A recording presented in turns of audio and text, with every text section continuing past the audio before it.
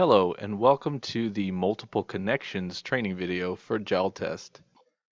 Today I'm going to show you how to get connected to an engine that may have multiple possible connection types. So under the stationary tab, I'll pick a Cummins engine, and let's say we have an ISX. Now let's say this is a newer engine and it's a 1939 engine, and we'll click the connect button. Now it's going to ask us to select the connection type. There are several connection types available. So now it's going to show us pictures of the different types of connectors that could be possible for this engine. So we can scroll through the list. There are 5 different types.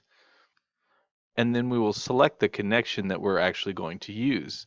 So we'll select the connection and select connect. And then in some cases, it may ask us for more information about the engine.